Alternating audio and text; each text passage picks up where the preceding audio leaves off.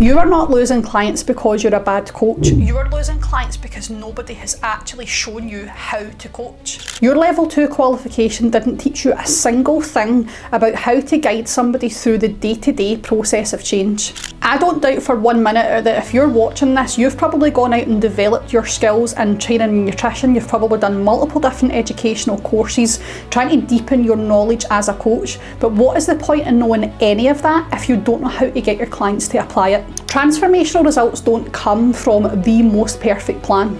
Transformational results come from someone who knows how to guide a human being through change so that that plan actually gets the opportunity to work. Your clients are not leaving because they're not disciplined enough, or they don't want the goal enough, or they're not willing to put in the work. Your clients are leaving because when they fail time and time again and come up against the same psychological barriers time and time again, they stop thinking that change is possible for them.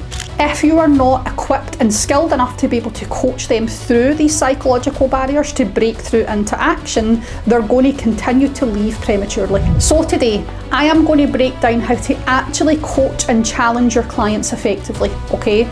I'm not talking being that hardline, disciplined, just get it done type of coach, or that, oh, come here, everything's fine, don't worry about it, overly empathetic coach. I'm going to teach you how to actually challenge people in a way that works with their brain and gets them to listen, take the information on board, and actually then do something about it. If you are sick of saying the same things to your clients over and over again, or dealing with the same issues at check-in week on week and none of it actually changing, then I'm going to give you the exact solution to stop this from happening in today's video. Make no mistake, none of this will work for coaches who want to bypass actually effectively coaching their clients. This is not for the coaches who are just sick of people and want to get to the fastest result. This is for coaches who are already great and want to be better. So you already need to have a really good level of coaching skill and love what you do for any of this to be effective. If you're a coach who's just trying to get coaching done as fast as possible and remove yourself, you may as well go now. This video is not for you. But if you're a coach who genuinely cares about getting incredible results for your clients and being the best at what you do, then stay tuned. Okay, so where I see most coaches going wrong when it comes to challenge is that they go into one of two camps. They either see themselves as challenging and direct, or they see themselves as supportive and compassionate, right? The two are not mutually exclusive in coaching. You actually need to fuse both, because challenge is compassionate, right? The difficulty that a lot of people run into is they feel like they are challenging their clients, but it's not making a difference. It's not actually moving the client forward or helping them to move out of the situation that they feel stuck in. They are scared to challenge because they think that the client is going to leave, right? Or they are challenging and it is effective, but they don't know what to do next. So they don't know where to take the conversation beyond challenging that thing directly, and the client taking it on board and understanding it, but then where do we go from there, right? The thing that we need to understand is you will always fall into what is your natural preference for communication, okay? So based on what you are scared of or where you feel least competent will dictate how you then deal with the situation, right? If you are scared of the client getting pissed off and leaving, you're going to try and you're going to dress the challenge up so much that it doesn't come across clearly to the person, because you're constructing what you say based on a fear response for you of them leaving, as opposed to how do I communicate what I know they need to hear or what I really want to say. You're thinking about the consequence of what you say instead of instead of the impact that instead of the impact that you want to have through what you're saying. There we go. So when we think from consequence as opposed to outcome, we're trying to stop the consequence from happening, but not thinking about what the outcome is that we're trying to achieve, right? That's the mindset shift that you need to make here as a coach. Not what am I trying to prevent from happening? What am I trying to create happening? Now, when we are challenging a person, we are not challenging the person, we are challenging the behaviour, okay? So we're thinking more about when this happened, when this took place, okay? When this situation unfolded, when you made the decision to do this thing, what happened? Not Why do you keep doing this? Why do you struggle with this, right? Why are you coming up against this same pattern? We're making the distinction into the behaviour. Why does the behaviour keep happening? Not why do you keep doing this? This probably sounds like an inconsequential distinction. It's actually major when it comes to the client being able to take personal responsibility as opposed to get stuck in personal blame, okay? This is a sincere, objective and non-judgmental overview of the person's behaviour, not a direct criticism of them. The latter is what many of you are scared of happening. And if you do get that wrong, the likelihood is they will leave, because if they feel like you don't see them, you don't understand them, or they can't trust you to keep them safe, they're going to go, right? So recognise that this isn't about exposing the person. This is about understanding the behaviour, okay? So it has to be sincere, okay? Has to come from a place of genuine understanding and care.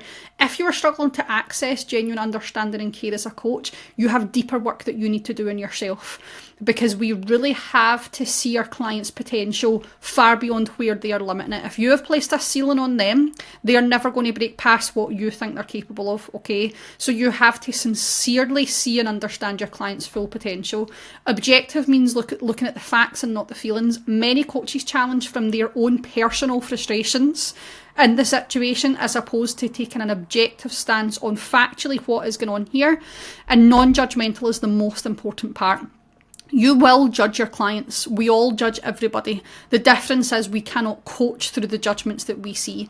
The judgments are reflective of you. So you have to understand your own personal bias and why you're passing those judgments to be able to put them to one side and see the human being.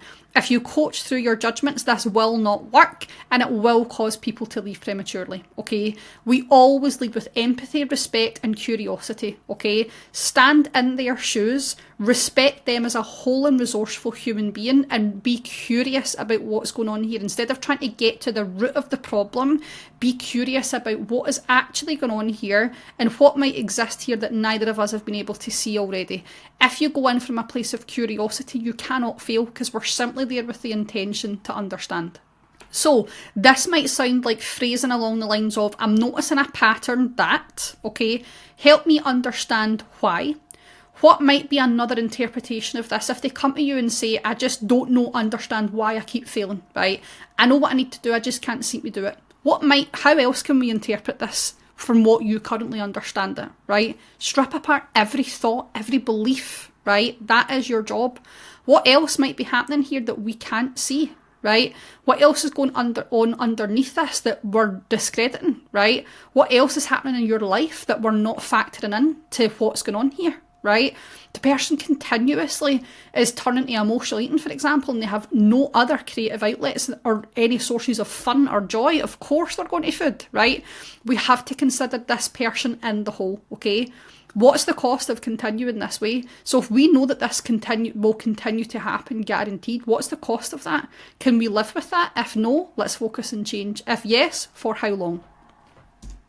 So, immediate intervention framework is something that I often use with people when you are practicing how to challenge in an objective, non-judgmental way, okay?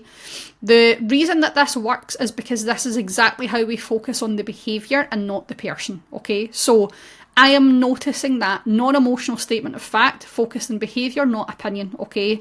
I am noticing that when it gets to Monday, you are not completing your check-in. Okay, I'm noticing that for the last few weeks, you have not completed your check-in, okay?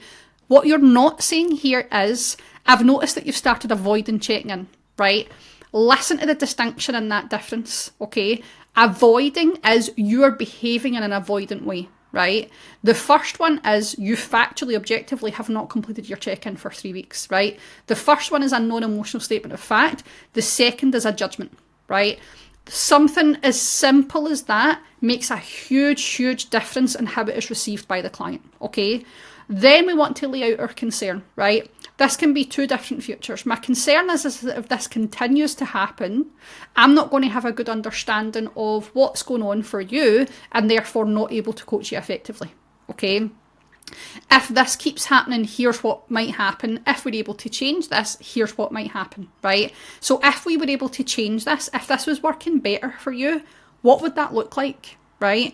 Help me understand a wee bit more about what's going on. Help me understand how we move forward from here, okay? Always ask before you tell. So help me understand, what do you need? Help me understand what's going on for you right now, okay? Instead of, so I need you to start filling it in, right? What's the point of that? If they know they need to fill it in, right? If just filling it in was the barrier, you telling them to just go and fill it in does not lift the barrier. We have to understand why before we move into what. So if we want to start bringing more of that balance of support and challenge, that sweet spot that helps people to move forward, okay, here's a few client examples for how I would reframe your phrasing here from what you might normally do, okay? So for the client who's failed again, right, instead of, I wish you'd told me you were struggling, why do you think this keeps happening? Right? Or, don't worry, everybody struggles sometimes, let's try again this week. Both of those are too dismissive, right? The first is far too direct, right? Just because they've failed again doesn't mean that they're struggling. You've put that narrative then into their mind. Because they've failed, instead of this being a normal part of the process of change, right? You've told them they're struggling, right? Never, ever, ever tell the client how they are feeling, right? Let them tell you, okay? Don't worry, everybody struggles sometimes, let's try again this week. Far too vague. Yes, everybody does struggle sometimes, but we need to know, why is this client struggling and what's going to help them to move forward, right? So, help me understand, what were your thoughts leading up to the decision? What need were you trying to meet, right? Help them to understand the thinking behind their decision, right? And separate themselves as a failure into what didn't work about this specific situation. Because we're not trying to change an inherent failure of the person. We're saying failure is a completely normal part of experimentation. So let's understand which part of this experiment didn't work so that we can change it. For the client who has run out of motivation, one of my biggest bugbears in this industry is when coaches talk about people needing discipline instead of motivation. It is bullshit, right? Discipline is not the antidote to motivation. Human beings need motivation in the brain in order to be able to be successful with change. So stop telling your clients they just need discipline. If it was that fucking simple, they would have done it by now, right? The other opposite of this would be, you've got a lot going on right now, don't put pressure on yourself. That's collusion, okay? We want to have empathy and understanding with a client, but we don't want to have collusion where we go, oh, do you know what, you're right, it's fine, just stay here, don't worry about your motivation, okay? Our job is to help them understand and move forward, okay? So, when things are working well for you, what are the conditions that make that possible, and what sits at the root of that? So why does it have meaning? So how are you living day to day? How are you making decisions? What are you doing for yourself? And why are you doing all those things? Why do they matter? Why are they important when things are going well for you? We're helping them to recognise that motivation is a self-generated tool, right? It's something that they can actually create for themselves, and we're helping them to find the specific conditions that create that. That's where you are valuable as a coach. And then finally, the client with the limiting belief, okay? Instead of, that's not true, it's true to them, okay? A belief and a fact are not the same thing, right? You're right. Very often people's beliefs are not factually true, but if it were as simple as that's not true, right? Do you not think they would be able to change that on their own by now? Again, you're right, that is hard, okay? I can understand the drive to validate a client's emotions, right? But you can let somebody know that their emotions are valid, right? Without telling them the belief is true, okay? Telling them it's either not true or it is true is not helpful in coaching, okay? We want to understand what is making this belief valid for you. Is there factual evidence supporting that? And how is your behaviour fueling and reinforcing this belief, okay? Notice the theme and pattern in all of these. We're understanding why, we're digging deeper. Our line of questioning is in finding more details to be able to move the person forward, instead of just sitting at that surface and running with their understanding of the problem or the manifestation. We're going way down to the root. Never ever forget that challenge is the start of the process that actually leads to long-term retention. If your clients do not feel challenged by you in the process, they are going to believe that they can go and do it on their own, because they can, right? Coaching is not helping people to follow a plan, okay? Coaching is helping people to change and rewire their thinking, their beliefs and their behaviour in order to be able to execute the plan. If you are setting plans for people that they cannot follow, the plan is not the problem, your coaching is, okay? Challenge creates insight in the brain. When insight is reached in the brain, progress is able to happen. And when progress can happen, that creates retention, because that is why people stay with you. Okay, so please don't forget this.